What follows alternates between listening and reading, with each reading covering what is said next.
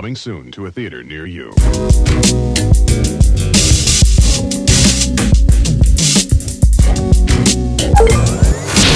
what's up? It's your boy, Mr. Marin, with my man right here. My man, 150 grand RB.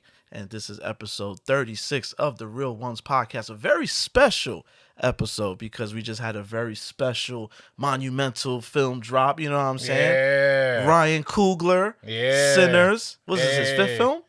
Yes, fifth film. Fifth feature film. Ryan Coogler, Sinners. There's a lot of conversation happening with this film. You know, a lot of positives, some negatives. You know, we're gonna get into all of that. But first, I just want to get this out the way. Mm-hmm. If you follow me on TikTok, you know, MrMarinKnows movies. You know, I've been pumping out, you know, clips to promote the last episode because, you know, it's so crazy, RB. The last time we saw each other, I was on. You see me on the shit buying my ticket to Sinners. Yo, son, I'm so tight. Bought the ticket, right? Got it. Yeah, I'm in there. IMAX. Like 2 days later, the Ryan Coogler video drops, and it's like, oh no, we in 70 millimeter, you know, AMC City Walk, you know. I'm like, damn. I was trying to tell you, you know what I'm saying? I was like, damn. I was on it because when you reminded me, I was like, oh shit, I gotta buy the ticket, you know. So that Kodak video, you put that mug out. Yeah. So you know, so I got the ticket or whatever, but yeah, man, you know, I just did I just did a very light Ryan Coogler just now because. You know, I'm on TikTok, you know, MrMarinKnows movies.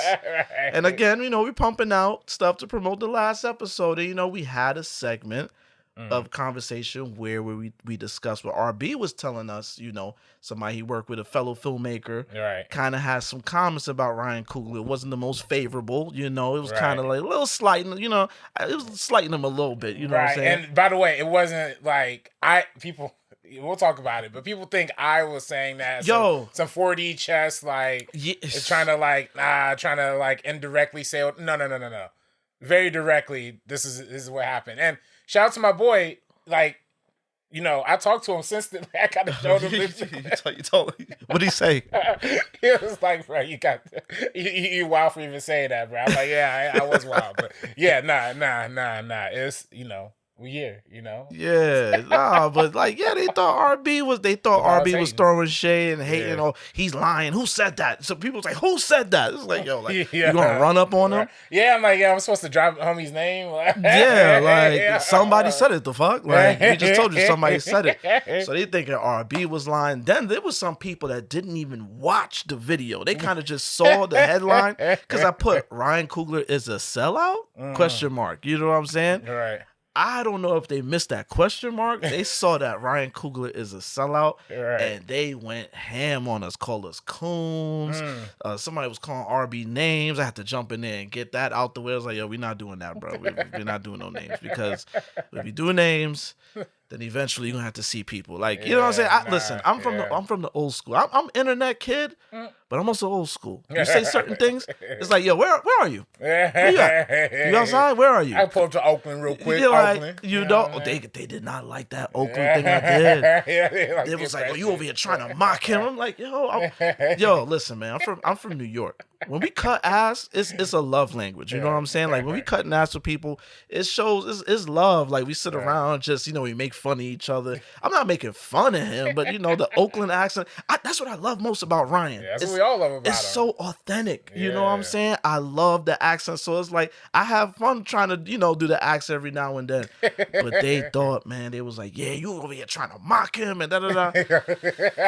It got crazy, man. It got crazy. They don't like you put the E40 joint. Oh yeah, blow the whistle. Yeah. Yeah. So I put blow the whistle. It's Oakland. You know what I'm saying? We talking about some Oakland. You know, he's Oakland's finest. So we talking about him. Right. Somebody called me Boosie. What's Boosie?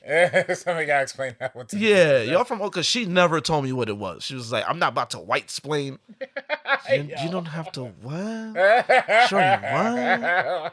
And then after all going in on me, because I'm defending myself, because at one point I was like, yo, Shorty, if you can't understand that we defending this guy, I got nothing else to tell you. Right. She's like, oh, I see. You need to stop responding with emotion. Tried to gaslight me. I was like, yo, you was going in calling me names and stuff. Now I'm the one to be emotional. Yeah. Shorty, you got it.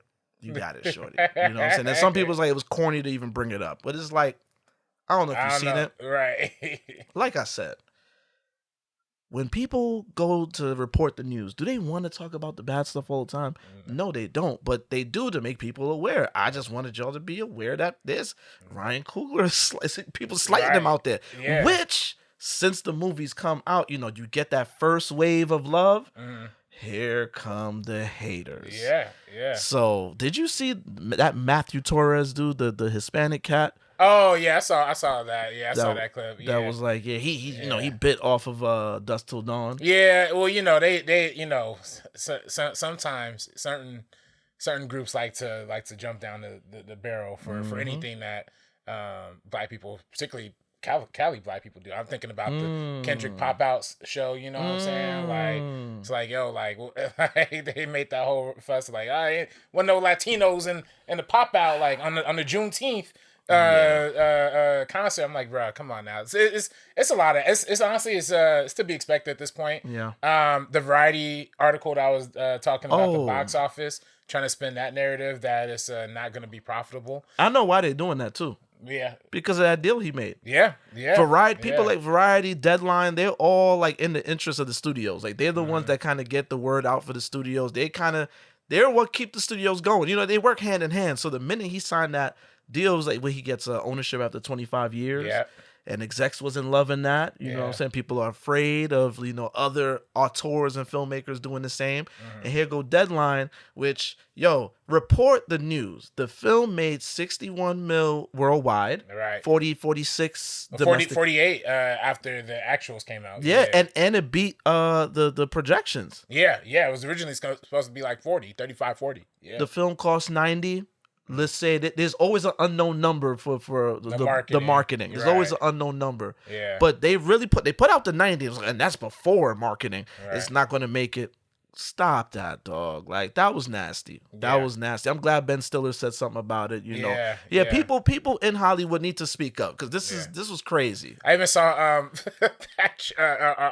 Patrick Schwarzenegger, Arnold Schwarzenegger. He even replied to the tweet. Really? Like, oh, dang, they getting Schwarzenegger's again. Like that's crazy. If white people's like, all right, enough is enough now. But white people say, hey, I gotta jump in now. Like, come on, that was crazy. That I don't think that's a conspiracy at all to say that it correlates. It's because of that deal, and I mean, of course, it's very. Some people say it's also, about Ryan Coogler's race as well. You know what I'm saying? Absolutely. I definitely think that's a big part of it too. But yeah, I mean, studios, like you said, this is literally all studio ran. A lot of these journalists that are out here speaking out the side of the neck, they usually speak with an agenda. Not even people at Variety. I just see people, classic characters who are just like the contrarians about everything, like to come out and hate on this movie. That being said, though, this Sinners, I've never seen such a holy alliance between the film bros and black people. I've never seen it like this before. You know that Arnold Schwarzenegger and Carl Weathers gif from Predator when they dap each other? That's us right now. It's like we're finally on common ground. You know what I'm saying? I truly think this is Ryan Coogler's arrived moment. I think he's officially become the event filmmaker. I think this was definitely a big part of that. I just want to go real quick back to the TikToks before we leave that. If people watching this on YouTube, you're watching this on First Cut, y'all, and you've been watching First Cut for a long time, y'all know I don't hide any opinions. Like what did Kendrick say? If I catch flight, I was gonna be direct. You know what I'm saying? So and. I went on a whole 30-minute rant about how James Gunn was a pedophile, like, on this channel, like, at one point. You know what I'm saying? Like, I say what I need to say. And RB will not be directing any DC studio films. Hey, look. I'm okay with that, too. But just in case people don't get it, I mean, I had to literally go back last night and just pull up a bunch of tweets of me gassing Coogler because y'all think I'm a hater. You know what I'm saying? Pull that up. I kid you not. Literally a bajillion tweets of me just gassing Coogler here. Y'all take this one little internet clip and it's like, and it's not even like the clip was great. You know what I'm saying? Because it actually showed like we was both defending them. Yo, you know we came out the gate. Was like, because you asked me, I thought you was gonna go left, and then you was like, no, I love Coogler. I was like, oh, I love. We started off showing love. Like we was showing love to Coogler. That's our man's. Like we're OD rooting for him. Like I'm rooting for him OD because y'all are. Like it's just so cool, especially that Kodak video. Yeah, it was so cool to see an around the way brother just nerding out on film. Like I was like, yo, I pray for times like this. You know what I'm saying? No, for real. I love this. Like, yo, and like he's so technical. That's why I was like, yo, I wonder what he did before he was like filmmaking, because he's really into the technical side of things, like on some Nolan shit. You know what I'm saying? Right. I don't really hear many directors talk about film and film stock and all this stuff the way he did. Yo, I sat there and studied that video as if it was like what's that thing? The thing where you order and they the masterclass. Oh yeah. It was like a masterclass.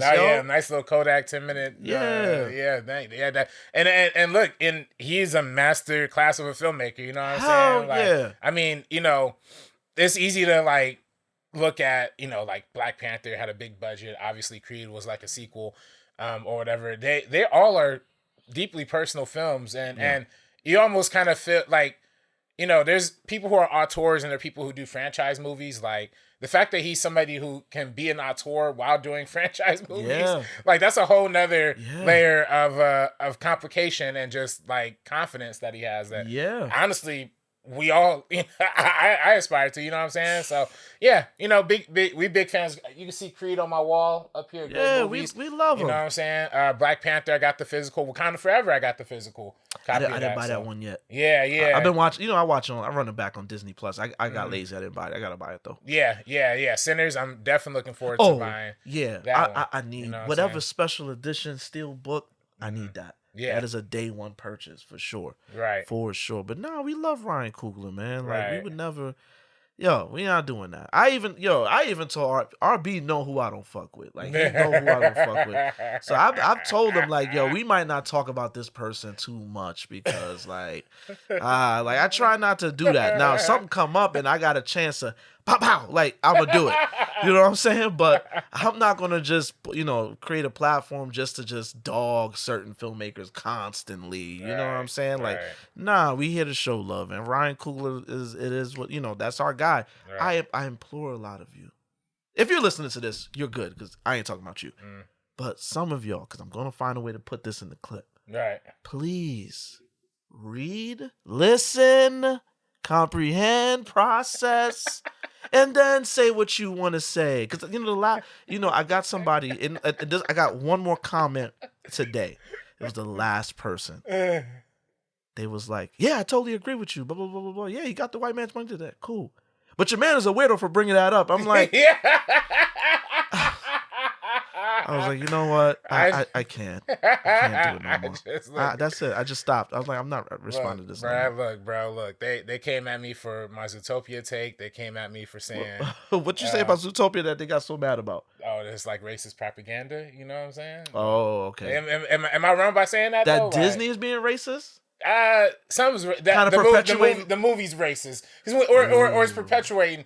The reason I say that, I'm gonna go real quick into it, but think about it. Like in Zootopia, they have the prey versus the predator, right? And then like the predators are supposed to be the metaphor for like minorities, you know, really like black people. You know what I'm saying? The super predators. Exactly. Hold up. You already, and look, they making it like you even say in the movie like they genetically this way, like they biologically they can't change. I'm like, if this is a racial metaphor. And then, what are y'all trying to say? The cute little bunny is the white girl. Yeah. Yo, you done opened up the third eye, brother. I was here enjoying the movie all this time. I didn't realize that the man was trying to institutionalize me. Damn. That's just, I don't know why I was just so surprised that Disney even kind of took it there, and I was like, oh wow. So I commended them for that, but yeah, all of that just right over my head. Wow. You really think about it, it was like, that was a little questionable. Okay. All right. Yeah, I've had a lot of hot takes, man, but this is they killed me for saying Green Lantern was too light skinned. Oh no, he was. I said Green Lantern was cool being light skinned. They was like, I remember that. You bugging. I remember that. Anyway, so look, man, we here for the hot takes, man. We here for some y'all know I be having my takes. Right. I see. He more diplomatic, you know what I mean? He might be in certain studios. I won't. I don't care. I'm outside. You got a problem? Come see me. Tell me what you feel. Just be respectful, or else it can go left.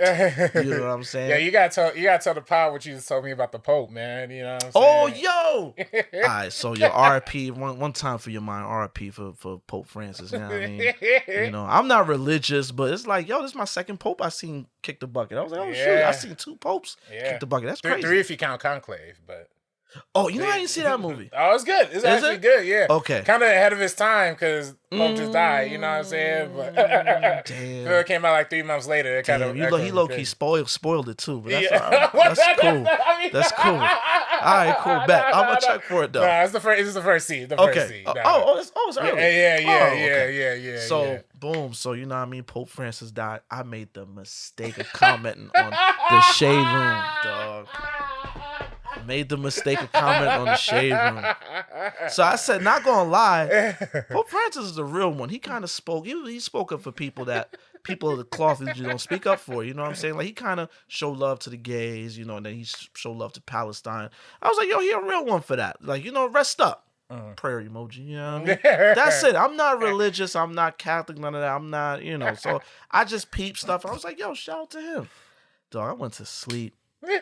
Woke up. I had 20,000 likes on it. Cool. That was crazy. Like, it was a lot of likes. I was like, wow. But the comments was crazy, dog. First of all, Pope Francis don't have any allegations at all. Like, you know, he don't. But they was just like, oh, he's a rapist. He's a pedophile. You over here praying for the pedophiles. And somebody called me a pedophile because I sent condolences to him.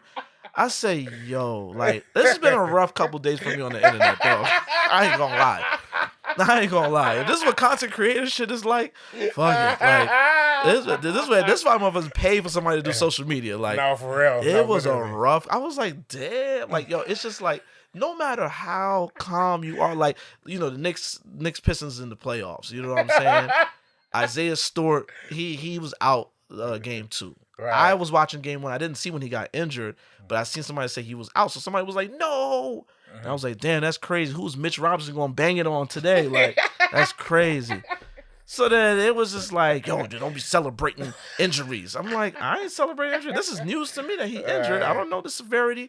He started calling me a dumbass, calling me good. Like, every response to me was just flagrant, dog. And I was just like, and then he did the bitch shit. Because I respond to him. I was like, yo, that's kind of crazy. You talking to me kind of crazy, dog. But I'm going to let you rock. You know, we going to enjoy this game. Right. And he hit me with the meme where it was like, I ain't reading all that though. Sorry, or congratulations or whatever. I was like, oh, so now you're gonna just ignore me. So I felt the blood in my body. I was just like, just rushing to the fingertips. Yo, I was like, y'all talk entirely too crazy on the internet. No, seriously, don't do that. Like, don't what is the end game of that? You know what I'm saying? Like, you talking crazy for what? Like, what do you gain from that? Because you know I'm not gonna see you. You know RB's not gonna see you. Yeah. So why are you doing that? That's really why you're doing that. That's some pussy shit. Like, come on now. That's corny. That's corny. But yeah, super corny. But you know what?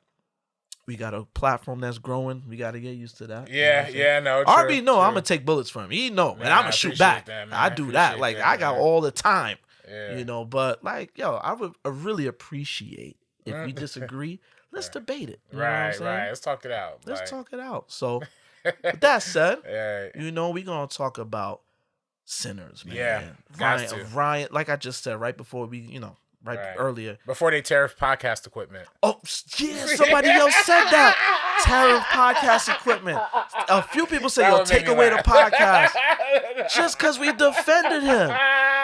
They did not like the fact that we acknowledged that somebody was kind of talking, was slighting him, and we defended Ryan Coogler. That's y'all are crazy. Y'all crazy. And y'all got Avies with no faces. Y'all some losers. Y'all really the losers. The one dude that made fun of you, he looked crazy in his picture. And I was like, yo, my man, respectfully, I'm gonna need you to relax. Because if I start talking about you, it's gonna be messy. But yeah, but anyway. Sinners, man. On Easter Sunday, you know. Yeah, man. Yeah, man. It was Easter weekend. Oh, shoot. Well, WB wild for that. Put out Sinners on Easter weekend. Shout out to Ryan Coogler, the incredible cast, Michael B. Jordan, Delroy Lindo, who was the MVP of the film, if you ask me. Gotta get the best supporting actor. At least nomination barely minimum, but definitely. How many times do we say this about Delroy Lindo? He said it a lot. Said that about the Five Bloods too. The Five Bloods. I could go back 30 years. Clockers, I feel like he should have got something for that. True. Yeah. West Indian Archie and Malcolm X. Yeah. He should have got something for that. Delroy Lindo shows up every time. Facts. You know what I'm saying? Oddly enough, he's like LeBron. You know what I'm saying? He looked like an older LeBron. He like Bron, year 22, he gonna show up every night. You know what I'm saying? Yeah. Even if you have a so-so game, the very next game he's gonna show out. That's Delroy Lindo every performance, man. Right. When he first came on screen and he did that little high pitch, like very southern drunken kind of voice, I was like, oh, this is definitely a choice, you know? Yeah. But as he like was leaning into the character, I'm like, yo, this feels like so familiar and so like fully fleshed out. Yes. And man, when they driving and he's giving his backstory about how he knew them dudes in the prison, just heartbreaking. This movie is so heartbreaking in so many ways, man. I watched, I don't know how many times you saw. I saw it twice. Just once. I'm going tomorrow to go see 70mm tomorrow. Yeah, I'll see you. Seen it the right way. Yeah. See, for me, it was like, man, dude, I'm telling you, I was so not prepared. The first time I saw it, I was kind of soaking it in, kind of really absorbing the movie. Second time, like when you really start paying attention to like every character struggle, I'm looking forward to. It's like, yo, everybody was going through it, like everybody, and it's so deep, man, so rich, man. So all the characters are fleshed out. I don't know if you peep the Spotify playlist. They have there's a section of the Spotify playlist where they're showing like newspaper clippings that's giving you more backstory on the Michael B. Jordan twins, Robin Banks, where the vampire came from in Ireland, like I guess it was a boat that showed up on the dock. They give some Nosferatu type. Ryan Coogler. If you're watching this film, you would have thought it was like a graphic novel that was turned into a film. Like, for this to be an original project, he put a lot into the world building. A lot of thought, man. A lot of thought. And Coogler, he puts thought into the world building, but he also ties it into the real world in such a beautiful way. Yes. I mean, man, that one scene. Right. Now, I mean, we could do spoiler free first, maybe, and then. Oh, you think so? Or you want to jump into spoilers? Yo, listen. People saw it, and people gonna run it back. We could talk. Okay. At this point, let's talk. So spoiler alert for people. Spoiler. Right. Now the film is about the brothers Michael B. Jordan playing Smoke and Stack. They go back to Mississippi and they open up a juke joint and hell happens. You know what I'm saying? Vampires show up, shit goes left. There's a scene. Miles Caton plays Sammy. He's playing the blues, dog. Somebody take me in your eyes. When he's playing and you start seeing the past, present, and future of black music, right? That was such beautiful visual storytelling. I was really in awe, like yo, they did that was so cool. Yeah, no, that's definitely the biggest standout scene, the most memorable scene. Yeah, that's the scene that everybody is gonna definitely be talking about for a long time. I definitely it's crazy that it was kind of how movies have like that midpoint climax, like the most important thing kind of happens in the middle. That kind of happens exactly in the middle. Yeah. So it's kind of showing you like this is what the crux of the movie is really all about. Is ancestry. You know what I'm saying? It's reaching back into the past and then bringing that into the future. So I mean, it's just it's a brilliant theme that they kind of establish. It's also a great way that they incorporate a lot of guitar elements into the music later. Louis Goranson, he got to be in the GOAT conversation. He's one of my favorite composers, like hands down. Like he's official. He's stamped too. There's a lot of shit that got stamped with this movie with me. I'm just like, yo, like Ryan Coogler's real. This is his first original project. I mean, because if you know, Fruitvale Station was like it's based on a real story. Based on a real story. Right. You know, it took some liberties. Telling the story of Oscar Grant's final day. Then he went straight into IP with Creed and the Black Panther films.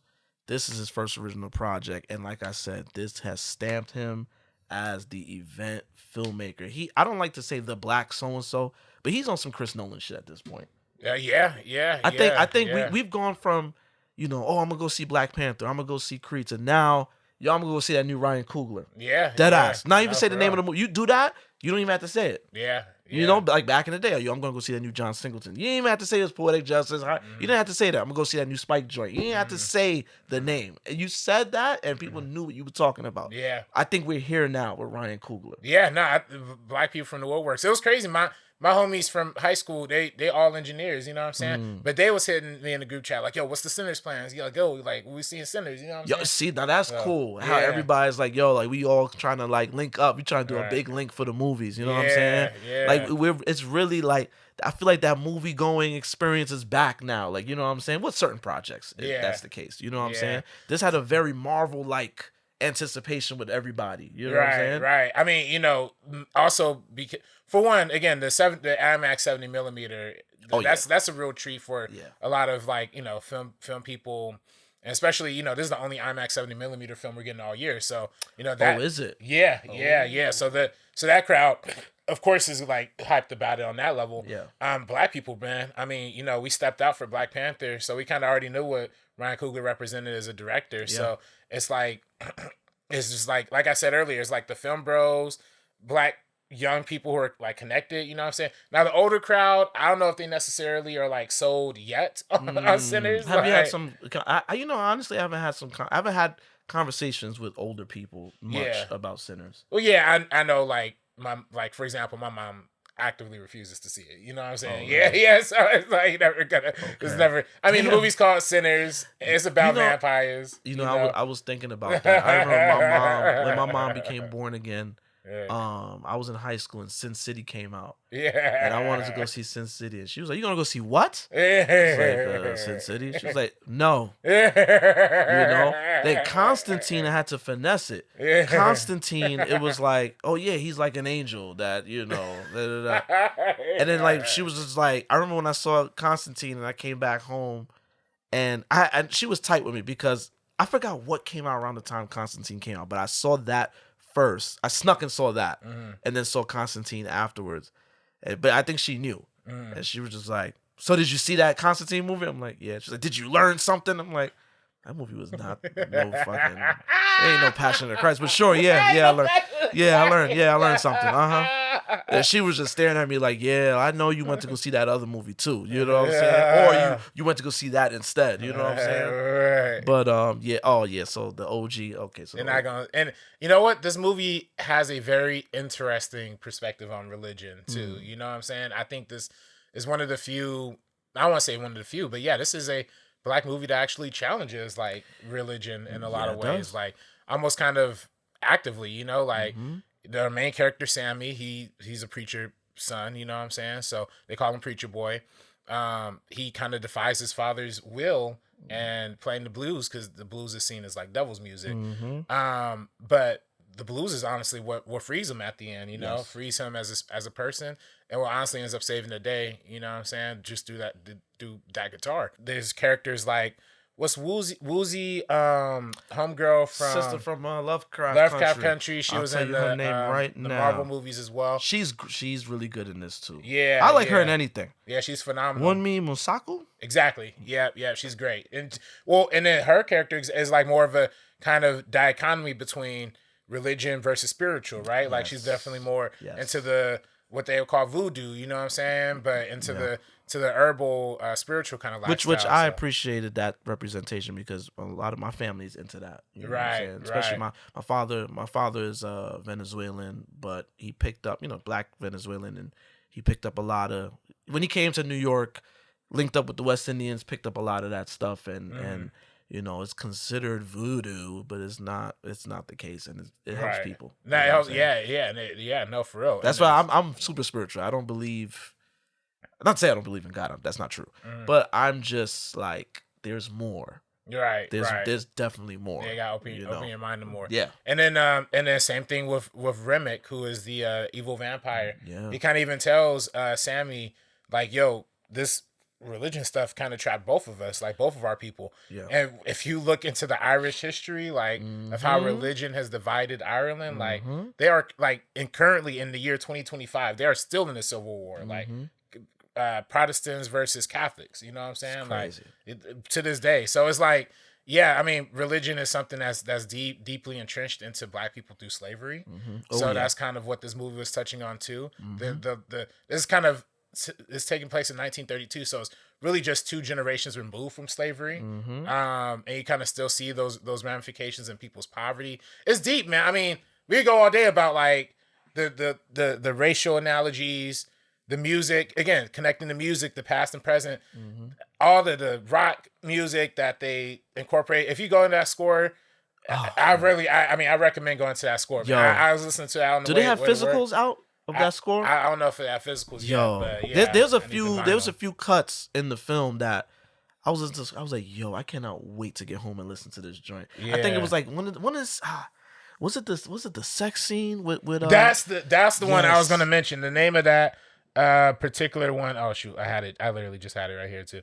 The name of that particular one was Why You Here / Before the Sun Winds Down. And then it ends with homie like singing in the car. Yes. And then with that amazing like crescendo in the montage. Like chef's kiss. And the 808s come in. Oh man. Yes. Yeah. Dog. Oh man. And then not to mention, we already talked about the surreal montage.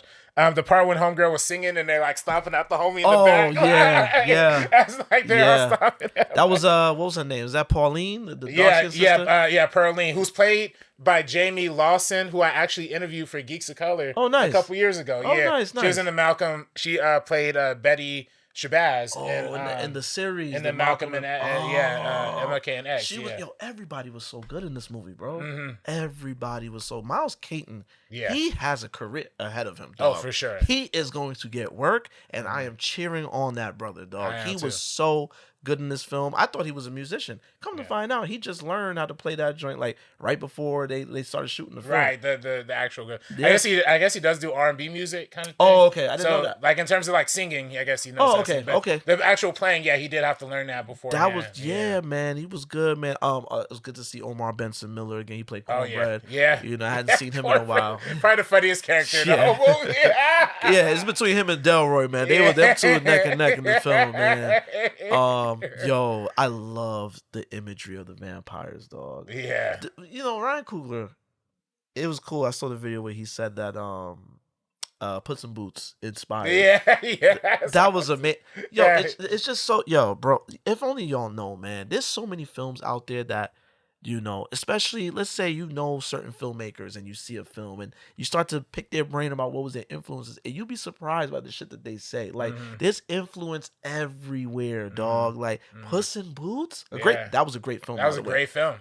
Like this, you ever seen this movie Puss in Boots, The Last Wish? Yes, bro. So I'll talk about influences on this movie. Okay. Right, on this movie right here, Sinners. Okay. That's a massive one. Puss in Boots? Yeah. On Sinners? Think about the villain. Death. Think about his defining feature. Oh, the eyes. Yes. Oh my god, bro! Yeah. What? Yeah. Are you serious? Think about his demeanor. Puss in Boots, that little detail of Death's eye. Yeah. Like inspiring what he did with the vampires. I just loved. I only saw one trailer for this film. Yeah. I saw the first one. Yeah. I remember when I think Delroy was casted, and obviously Michael B. Jordan. That's like his Denzel. That's like Ryan's Denzel at this point. When they were casted, I remember the vague description was like there was a movie about clan vampires, and everybody was like, "Wait, what?" Right. So I knew this movie was about vampires, but the first trailer did not give that off. I didn't see the second trailer, but from what I heard, the second trailer gave up a lot of the film, and people were kind of. It was kind of off-putting. Yeah. On both sides. It was off-putting for people that thought it was that they didn't know what it was, but they didn't expect it to be that. And then now the horror heads, they went to go see it thinking, oh, I'm about to get like a Blade or something like that, and they didn't realize the film was going to build so much into the history that they were just like, man, what is this? Like, which is a shame. I mean, it's a shame. Well, for one, I think even the first trailer is still like a really bad trailer too, because it literally had all the last shots, like in the last act, were all in that trailer. Even down to the dude flaming up into the fire. Like that's literally in the first trailer. I've never seen that before. The death in the first okay, but the marketing was weird. I will say though, surprisingly, even like the anti-woke side of YouTube that like of like movie YouTube reviewers, like I don't follow him, but like I know him, just Nerdrotic or something like that. Nerdrotic, John Flickinger, this dude Jeremy John is actually my homie, but he do be reviewing some of them. Jeremy John, his name sound familiar. He the white boy with he had the red background behind him. Oh, the cynical one is like, oh, this and that. Yeah, exactly. Oh, you know him? Yeah, that's my man's. Yeah,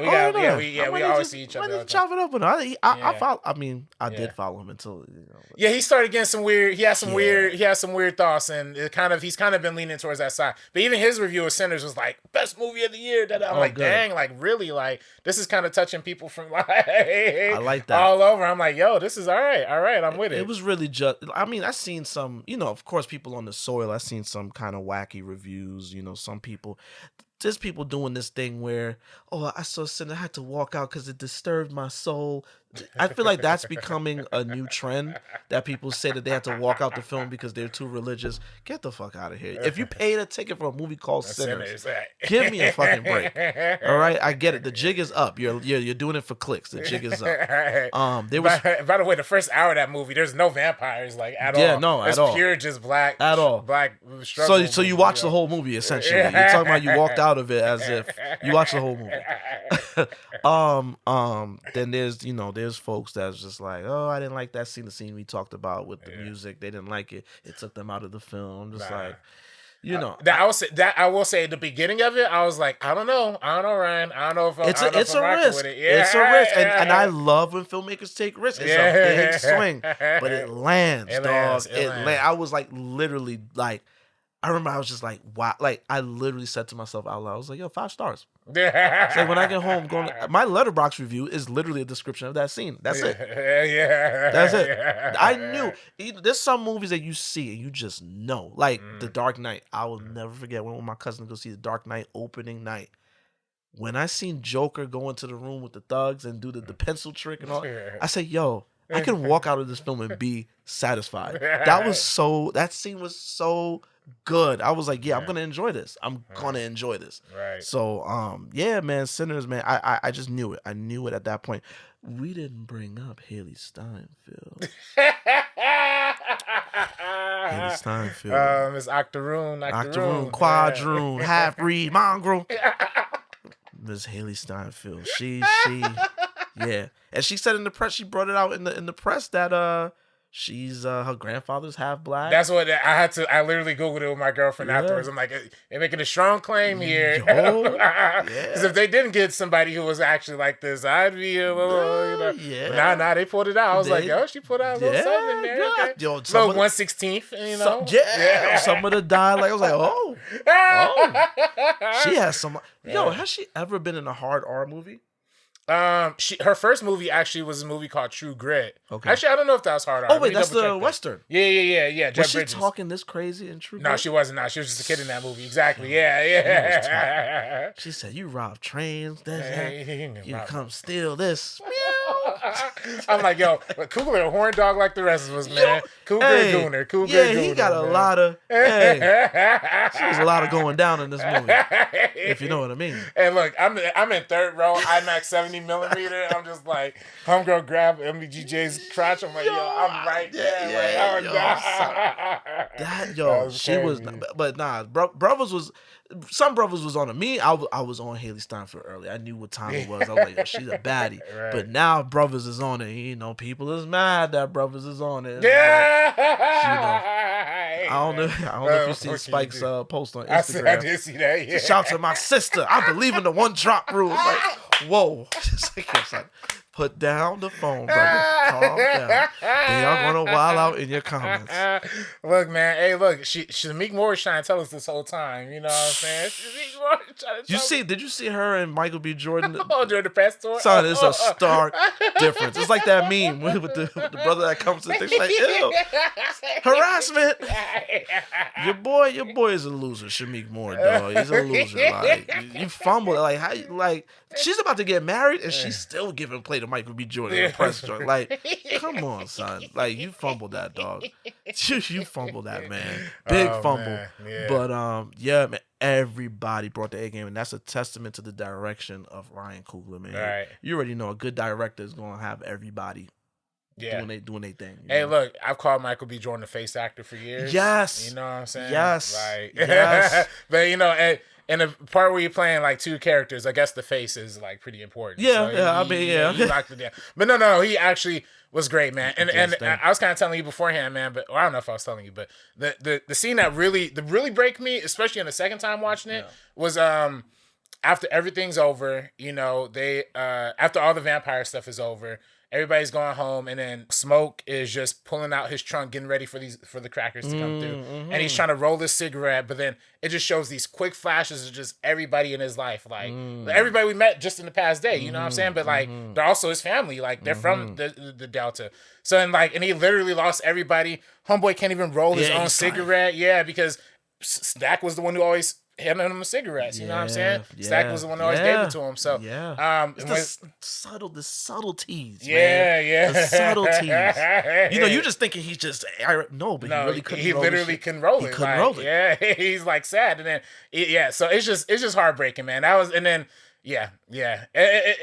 and then that was cross cutting with the scene of Sammy standing up to his father, like still holding the guitar in his hand, like.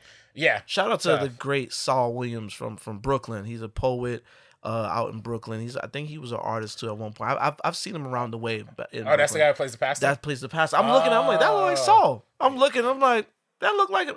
Yeah. I saw the credits like, oh shoot, shout out to my son Saul Williams out from Brooklyn. You know what I mean? Yeah. So yeah, it was good to see him. And then them vampires, man, they look great. I loved how they didn't give it to you all the way. Like you know that when you got the scene of the full vampire stuff, you got it. But like before that, when Mary went to go talk to, I need to talk about that real quick. First of all, black people having a good old time. We minding our business. Here come three white people knocking on. Hey, can I come in? They playing this little corny shit. That's so funny. Like, nah, bounce.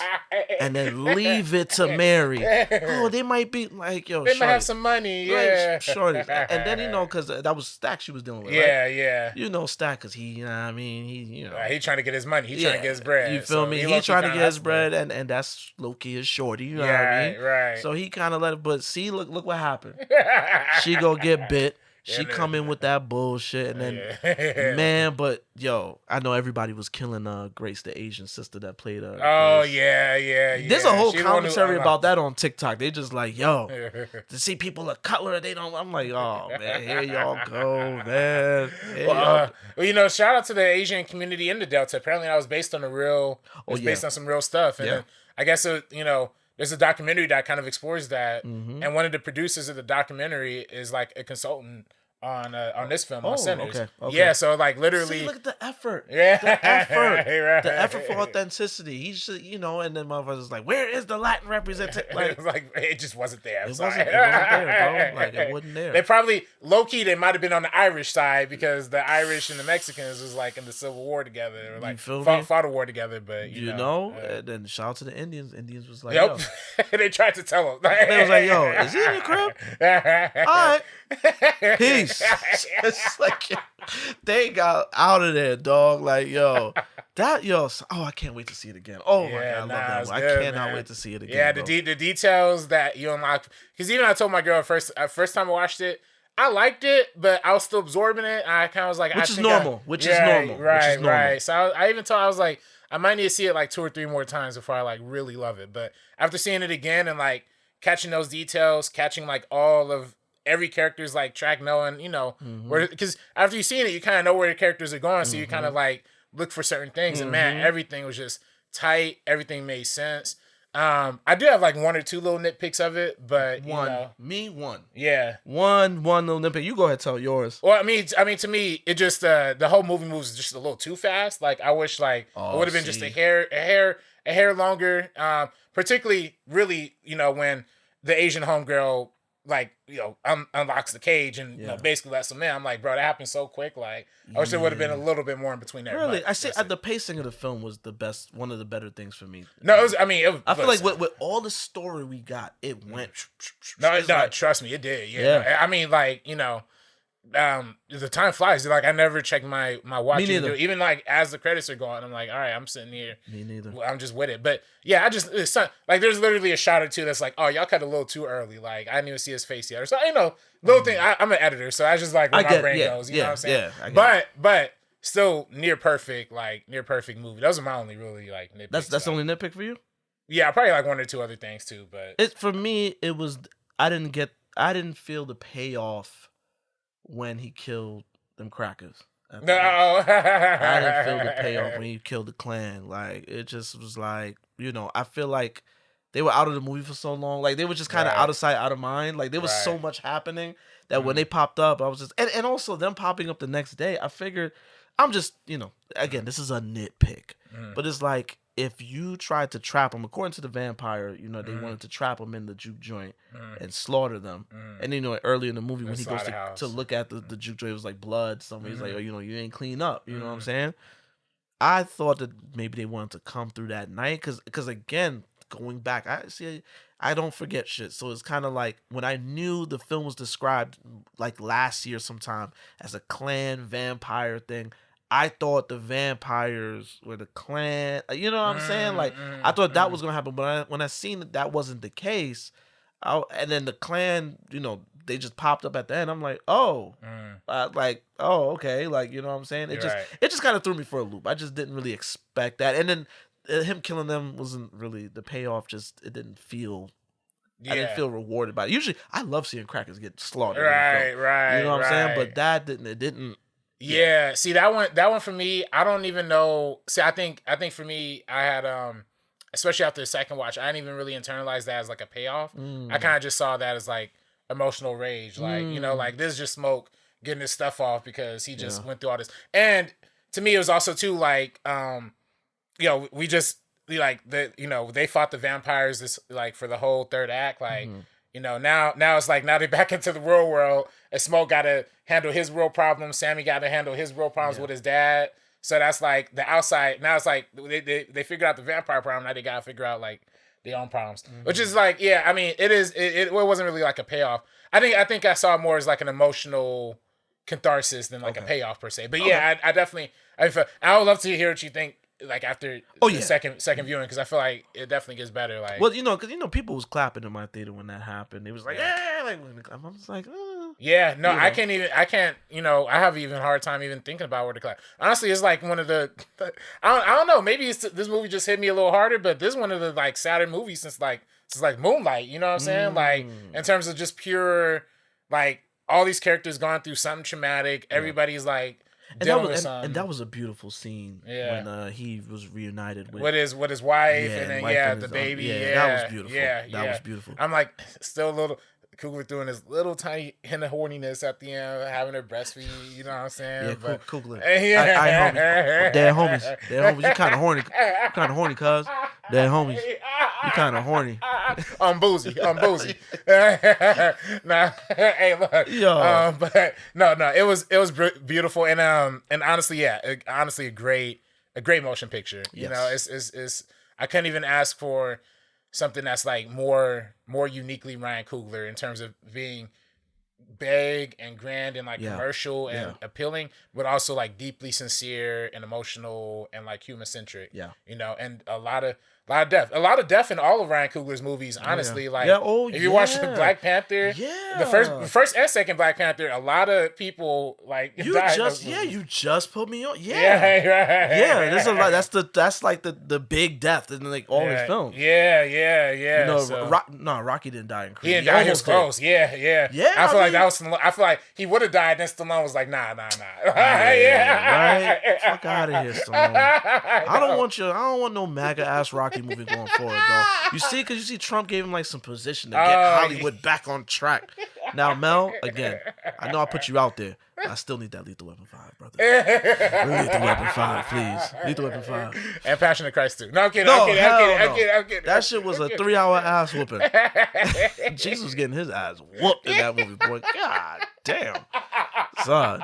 That movie was just torture porn. It was just literally, honestly. Theater was packed. Everybody watching that shit. Then you just cry. You get his ass with, fucking whipped. The shit's digging in his flesh. It's coming. It's like, damn. Yeah, I went to church school, so they made us watch that, in elementary school. Wow. Yeah. In school? In school. That's crazy. Christians are funny. No violence, this, that, and the third, and everything's secular. But there was something like that. It's like, that shit was very violent. What the hell? Like, why are kids watching that? Jeez. You know what I'm saying? But nah, man, that was really good. And I'm telling you, man, he's that guy now. He's that guy now. He's there. He's arrived. I can't wait to see what he does next. Have you heard anything in the pipeline like that? He might be. Well, I mean, Black Panther 3 is, Oh, right. Yeah. Oh, Denzel let that spill. Oh, my God. I can't wait to see Ryan Coogler direct Denzel Washington. That's going to be so good, so good. Since we last did an episode, it was announced that Highest to Lowest is going to be at the Cannes Film Festival. Yeah. May 19th. What would have been Malcolm X's 100th birthday. Oh, really? Denzel Washington's first red carpet at Cannes. That's important. Yeah. That's important. And I'm big on numerology and all that stuff. I feel like the stars is aligning, man. I feel like something big. I feel like we got a big one coming, man. Yeah, no, it's gonna be big. Because this is they also did that with Black Klansman, right? Like, yes, they won. They won one of them awards for Black Klansman, but this one's out of competition. Okay. Because there was some mix up that they didn't announce it when they was announcing the Cannes films, and then then Spike announced it, and then they whoever's running that came back and was like, oh yeah, that's coming out of competition. So, but the world premiere is gonna be May 19th at the Cannes Film Festival, which is gonna be cool, man. That's gonna be cool. I can't wait to hear about it, man. I really can't wait to hear, and I can't wait for the trailer whenever that comes. Wait for trailer. Can't wait for the release date. It's April. You know what I mean? The movie, it said, I heard it was August. Heard we waiting, man. We waiting. The Grapevine was coming August. That means the trailer got to come sometime soon. Right. At least by May. You know what I'm saying? So I'm looking forward to that. RB, it's been a while since we read comments on the reels. Oh yeah, man. And in the past episodes, so. Let's take some time to go through those. Yeah, let me look at some comments. I'm gonna start off with last week's episode. Shout out to Unhealthy Vegan. Oh my God, what's up? We back with the little prayer emojis. Yeah, man. It's been a minute. It was a minute. My bad, but we back, yo. Yeah, we back. You also commented a sports spinoff. Absolutely down for that. We kind of be doing some money with that. Also, me and RB3 were saying Lakers 6th seed, but we didn't know Luka trade was going to happen. But John, we were the 5th seed before the Luka trade. We were 5th seed, and when we beat the Knicks on February 1st, so our predictions are still good regardless. Another great episode. And glad to hear PSA 10 is still a possibility. Yeah, PSA 10. Yes. Still coming, man. Hey, the Lakers play tonight, don't they? They're down one. They got their ass whooped by the Timberwolves. Hey, it was a fill-out game. I was at the movies, and I knew at the back of my mind, I was talking mad shit on the way to the movies, by the way. Because I have on my Knicks gear, and I'm seeing Laker fans on their way in the theater when the game is about to start. I'm like, these motherfuckers ain't no real fans. What the hell they doing going to see the damn movie? Laker game coming. They got Laker gear, but they going in the movies. What kind of shit is that? We gotta represent. Like, man. Stop being fair. Watch the damn thing. Because you know what? Sorry, y'all are arrogant. Because y'all feel. I had a Laker fan tell me one time, "Oh, we don't care about the first round. We do championships. So what? So because the first round, I figure, I ain't gonna watch this. We gonna check it out. I'm gonna check it out in June. Get the fuck out of here. No. We gonna watch. No, we watched the first round. Listen, it's Sinners weekend. You know what I'm saying? I missed the Laker game because I had to see Sinners. Let me tell you something. I already made it clear. If my daughter is graduating and the Knicks are in the NBA Finals, I am missing that graduation. I'm going to New York and I'm gonna go. Duh. Yeah, you going to MSG? Yes, I will. Man, damn, I will. man, I already made it clear. There's other Yeah. graduations going to happen. The Knicks being the championship, that's important. So if that was to happen, I already know what I'm doing. I'm sorry. You know what I'm saying? I'll buy a nice gift to make you get over that shit. But I'm going to go see the Knicks clinch a championship, goddammit. See what I'm saying? So yeah, but I see, you know, I was just in my seat. I was like, oh, I can't wait to pull out my phone. And when I did, I seen that score. I was like, Yeah, nah, look, and LeBron was filling it out, and they hit an ungodly number of threes. Like 21 out of 40 is insane. Like, Nas Reed was like damn near by the logo and just pulled. I was like, nah, this is unreal. You know, but that's game one. It's a you know, you feeling it out. Yeah, Look, LeBron filling it out, man. Look, campaign turned into a god in game one of the Knicks Pistons game, and then he came into game two and got 3 fouls in 2 minutes. Like, you know what I'm saying? This is playoff basketball. Yeah. Things ain't gonna go the same way. Like, people make adjustments, so I get it. But y'all got game two today. Yeah. Hey, if y'all drop game two, it's bad news if we drop game two. It's over. Still Lakers in 6 though. Even if we drop game two, still Lakers in 6. Will y'all winning 4 straight? Oh yeah, you already know. LeBron did it before. Yeah, he did, but he had a better cast. Hey, look, and ain't getting better than Luka Doncic. You know what I'm saying? I feel you, yeah, but Luka Magic. He ain't playing deep. Listen, I like Luka. I don't want to talk shit. I love Luka. No, he don't play no defense. You're right. Yeah, he Jackson Hayes. Shout out to Jackson Hayes. I used to, for a pod that don't know, people in the pod listen to pod who don't know. I used to part-time at Best Buy a little bit. You know what I'm saying? I actually showed Jackson Hayes a TV one time. Yeah. Big LG. How's his hands? Is his hands big? Huge. He had a white girl with him. She was handling all the so business. he DV her too? Because he's a DV man. You know what I mean? I don't know. I don't know about that. Hey. I saw he spit on her a little bit in the video. That's it. That was it. I mean, that's all Haley did that to Michael B. Jordan. We was cool with it. You know what I'm saying? Nah, that was not the same. That was not the same spit. She pulled up. She was like, yo, you drooling. She was like, you want some? He's like, yeah. So Ryan Coogler's really, he's a horn dog. Yeah, Coogler's a gooner, man. He's a gooner. Yeah, Coogler's a gooner. Yeah, man. Yeah, man. But now we got more comments. This is from Pope TZM1, I guess. I don't even know if that's Pope. But talking about our Black Jula Black Jula clip. The second sequel is cool as well. Scream Blackula Scream. Yeah, with Pam Grier. Yeah. Yeah, and then also commented the original name for Blackula was Welcome to Brownstown. You know, I feel like I heard that before. That's interesting. That's a wild name. Right, yeah. I don't know how I feel about that. Joseph Ashley, shout out to you, brother. Always commenting on our last episode. Cat 4 was generic and kind of hollow. I'm the only one who's going to defend this movie. You have Cap getting crap for being the obvious. Ross being controversial, trying to find redemption. They could have linked their troubles. Bradley could have had better flashback stories instead of the mustache twirling villains. Political thriller, dodging politics because of anti-woke folks. Yeah, I mean, It was cool, but it felt sterile. It's just something about that film. It's just like, it wasn't bad, but it was just like, I don't know. It felt sterile. It just felt like, we're just gonna get y'all. Let's just get y'all this so we could get y'all an end credit scene. Yeah, that's what it felt like. It wasn't a bad film. That's such a weird movie. I don't like Anthony Mackie. I'm not watching that again. You say you ain't watching Sneaks? Like, no, and that was one of the worst opening weekends of all time. I heard. But that's messed up because Martin Lawrence in it. Martin Lawrence who just turned 60, by the way. Shout out to Marty Marr. Wait, didn't DJ Mustard do like the music for it too? Like, they didn't really promote it like that. I saw trailers when I did, but I didn't know the movie was coming out so soon. Right. Yeah, they shouldn't have put it out the same weekend as Sinners. Yeah, nah. And then it said Joseph commented with a few more comments. I'm reading them kind of fast. Oh, okay. I don't think y'all saw the last 2 episodes of Daredevil Born Again. That was very Netflix. I don't know about that. It was Netflix in the terms of like how gory it was. You know what I'm saying? But even still, Netflix was like, it was violent, but it was low budget violence, and that was the charm of it. You know what I'm saying? Versus, I don't know if you saw that screenshot of Kingpin literally squashing somebody's head in the last episode of Daredevil. Like, I think I saw something. I didn't know if it was real. Yeah, no, literally, that's the frame from the episode. He like bare palms, squishing somebody's head. With AI, I didn't know. I was, they put screen caps on things that it's just like, just want clicks. I didn't know. Oh my God, that really happened. Yeah. On Disney Plus. On Disney Plus. So that was, I'll say it was gruesome. It's just it's not in the same way that the Netflix one was. He squashed him with his hands. Bare hands. Yeah. All right. Yeah, that was one of the most visceral things I think I've ever seen on TV. Joseph also said, "Are Marvel trailers killing their own movies? Some ways, yes, some ways, definitely." Joseph actually also said, "If Ice Cube is doing Last Friday, maybe Regina King and Nia Long could pop up if it's a funeral scene for Pops, like Chris Rock in Death of a Funeral." Dang, yeah, do you want to lean into that? Do you want to acknowledge? I mean, you could obviously Pops ain't there. You ain't gonna say, "Oh yeah, Pops is at work."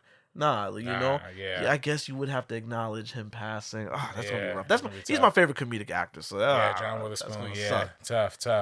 Last one from Joseph Ashley. Stephen A. Smith is the George Jefferson of ESPN. I mean, yeah.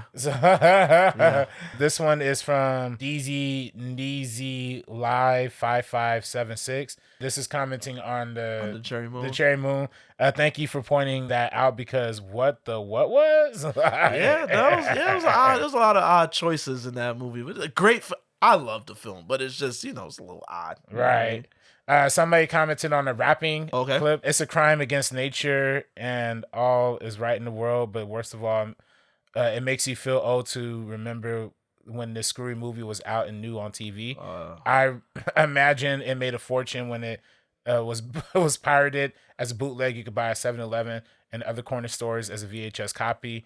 Someone made using a camcorder inside a movie Have you ever theater. seen those? Oh yeah. Yo, I remember that vividly. I remember going to Fordham Road. The Africans used to have like the sheet on the ground. They used to have all the hard. Remember the snap case VHS thing, and it was like with very bad printouts of the movie poster.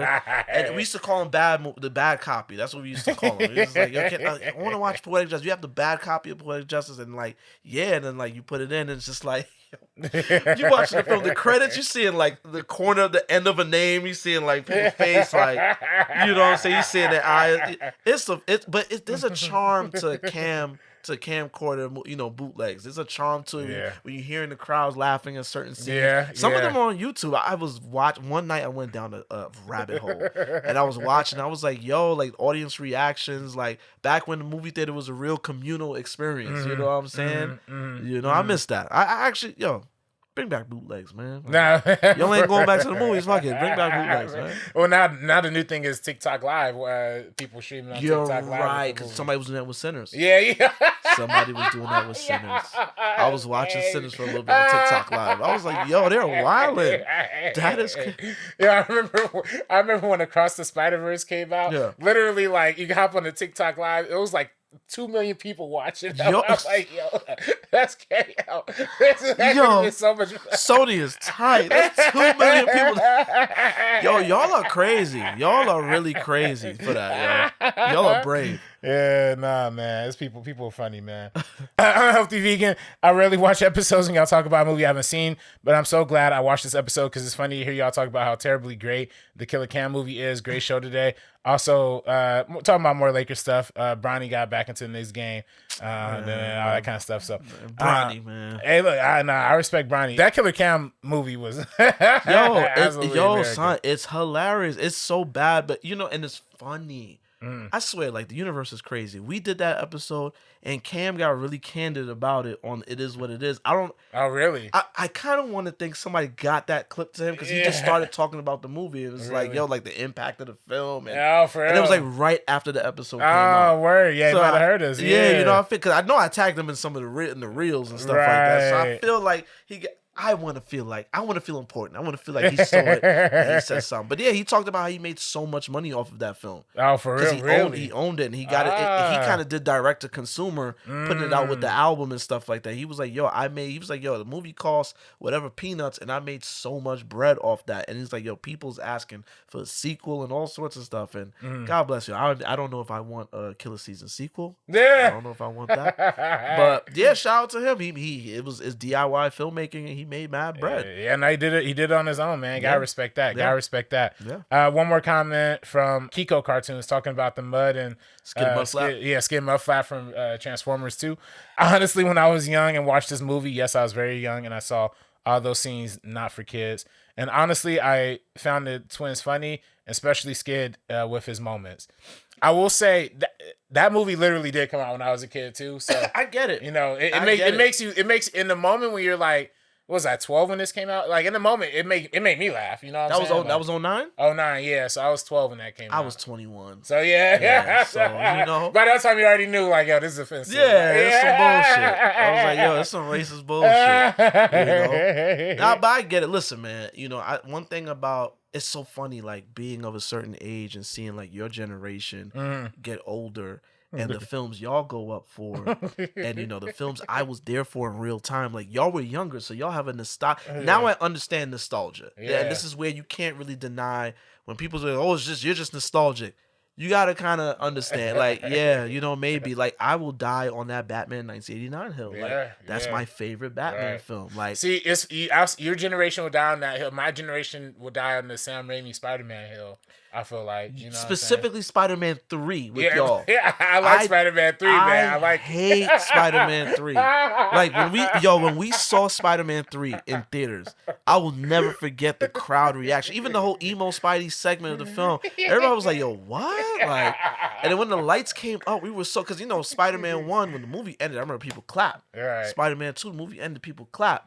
Spider-Man 3, everybody was just like, huh? and I remember specifically running back Spider-Man 3 with a girl I was trying to talk to at the time, because I was like, no, this movie could not be that stupid. Like, I couldn't believe they fumbled it the way they did. And I was just like, yo, what is this? The Venom was whack. Everything was just like, what? Like, y'all love that. Y'all love the prequel trilogy, the Star Wars prequel trilogy. Yeah, well, that one I've never been as warm on.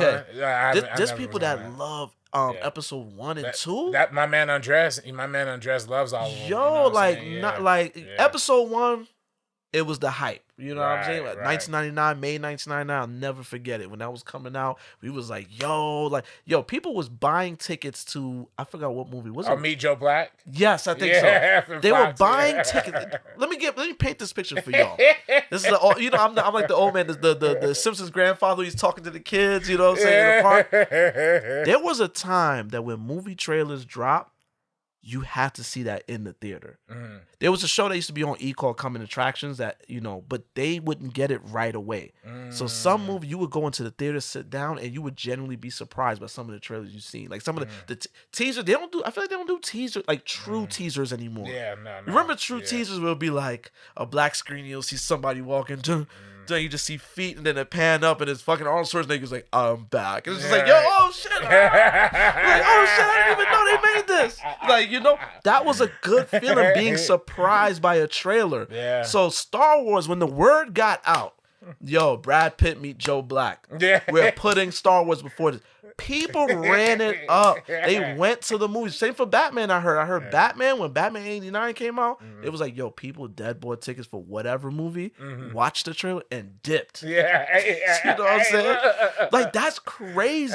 So when Star Wars dropped, that was that hype, you know, and then, you know, they had the toys, and we was like only 2 years removed from the reissue in 97, which is how I got put on the Star Wars. You know what I'm saying? Shout out to my mom. She took us to go see A New Hope, you know, at Bay Plaza, you know what I mean? So, so like that was the hype. So I feel like I remember sitting through episode 1, like, okay, mad council meetings. Like, all right. A lot of kids for some reason. Yeah, those kids weird. You know, Jar Jar Binks. It's like, okay. They was really trying to push Jar Jar Binks at one point. They was trying to make us buy all them toys. He just didn't hit, dog. Didn't hit. You know, so I sat through. I was like, all right. And then I was like, yeah, I liked it, but I was like, do I like it? Like, I like certain scenes, but do I like it?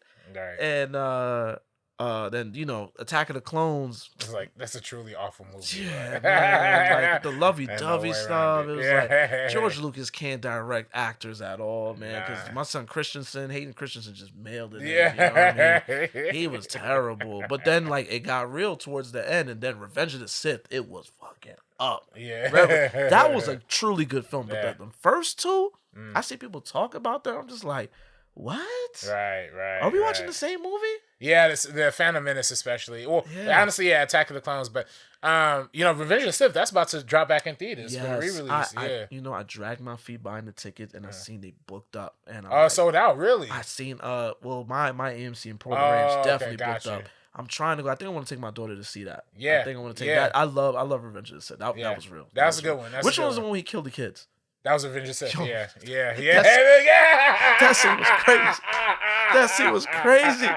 Not the younglings, no. Right. You just see him like he just walks into the room, just pulls out the lightsaber. Yo, when they was like, I was like, no way. Order 66. Oh, that movie was. That set up A New Hope perfectly, dog. Yeah. That was a nice little alley. That's like Rogue One. The way Rogue One kind of I like that was that was so good, so well executed. So you just reminded me I should go look at tickets now. Yeah, no, that's that stuff. That's coming out. The best.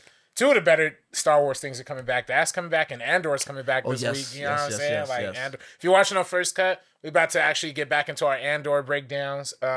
It's gonna be a little tricky because they're releasing 3 episodes a week, so it's wow. You gotta watch 3 hours of content. Oh wow, okay. But tap in on Wednesdays 7 or 8. I think it might be 8. Wednesdays at 8 p.m. We're gonna be doing our breakdown of Andor. You know what I'm saying on First Cut. So. Yeah, man. So man, just want to come holler at y'all real quick. You know what I mean? Talking about Sinners, we had to. I saw Sinners. I hit RB. I was like, yo, dog, we gotta talk. We gotta talk. We gotta get this out there. Yeah, for sure. I was like, yo, we gotta get this out to the people. Everybody's talking about it. I feel like it's a film that a lot of people. It's gonna have legs at the box office. Oh, for sure. Variety, fuck you. Okay, I'm talking that bullshit. It's gonna have legs at the box office. There's people running it back. I know so many people that ran it back. They're like, yo, so I'm gonna go see it again and again.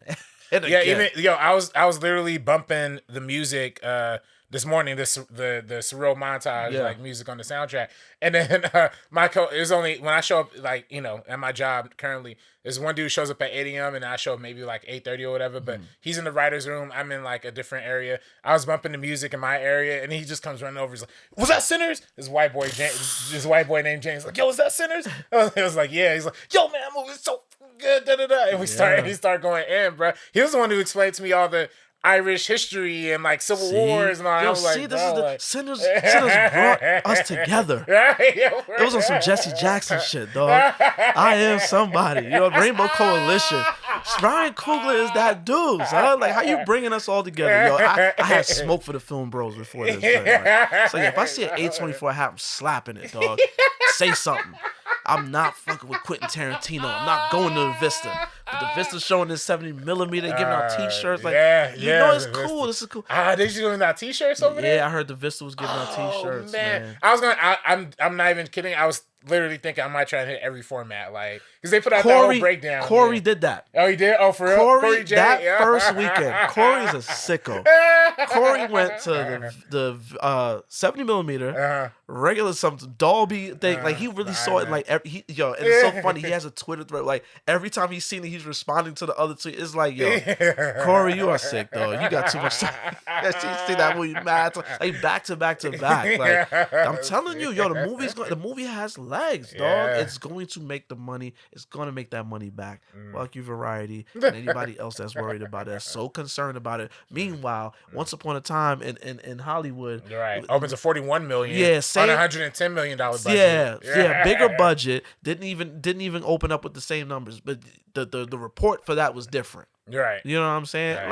Like, come on, man. Y'all told on yourselves. You told on yourselves. We know what's going on.